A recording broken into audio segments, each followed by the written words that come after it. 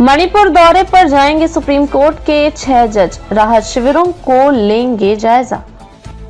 राष्ट्रीय विधिक सेवा प्राधिकरण नालसा ने कहा है कि सुप्रीम कोर्ट के जज जस्टिस बी.आर. गवई और 5 अन्य न्यायाधीशों का एक प्रतिनिधिमंडल 22 मार्च को जातीय हिंसा से प्रभावित मणिपुर में राहत शिविरों का दौरा करेगा। शीर्ष कोर्ट के न्यायाधीश Justice Suryakant Vikramnath, M Sundaresh, K V. Viswanathan और एन कोटेश्वर सिंह के साथ मणिपुर हाई कोर्ट के द्विवार्षिक समारोह के अवसर पर राहत शिविरों का दौरा करेंगे। राष्ट्रीय विधिक सेवा प्राधिकरण नालसा ने कहा है कि सुप्रीम कोर्ट के जज जस्टिस बी.आर. गवई और 5 अन्य न्यायाधीशों का एक प्रतिनिधिमंडल 22 मार्च को जातीय हिंसा से प्रभावित मणिपुर में राहत शिविरों का दौरा करेगा। राहत शिविरों का दौरा करेंगे। नालसा ने कहा कि जस्टिस गवई, जो नालसा के कार्यकारी अध्यक्ष भी हैं, शीर्ष कोर्ट के न्यायाधीश Justice Suryakant Vikramnath, M Sundaresh, K V. Viswanathan और एन कोटेश्वर सिंह के साथ मणिपुर हाई कोर्ट के द्विवार्षिक समारोह के अवसर पर राहत शिविरों का दौरा करेंगे। 50,000 से अधिक लोग विस्थापित। नालसा ने 17 मार्च को जारी बयान में कहा,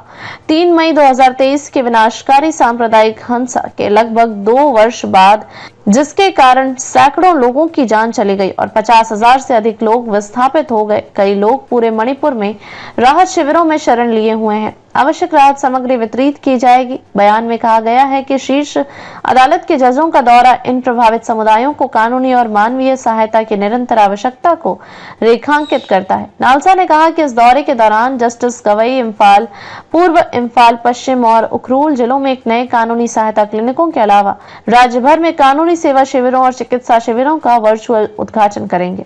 इस दौरान आंतरिक रूप से विस्थापित व्यक्तियों, आईडीपी को आवश्यक राहत सामग्री वितरित की जाएगी। कांग्रेस ने किया स्वागत। कांग्रेस ने मणिपुर के राहत शिविरों का दौरा करने के सुप्रीम कोर्ट के जजों के फैसले का स्वागत किया है। कांग्रेस के संचार महासचिव जयराम रमेश ने सुप्रीम कोर्ट के अगस्त 2023 के फैसले को याद किया, जिसमें उसने कहा था कि पूर्वोत्तर राज्य में संवैधानिक तंत्र पूरी तरह से ध्वस्त हो चुका है। जयराम रमेश ने सरकार की आलोचना की। सरकार की आलोचना करते हुए जयराम रमेश ने मणिपुर पर मोदी की चुप्पी पर सवाल उठाया।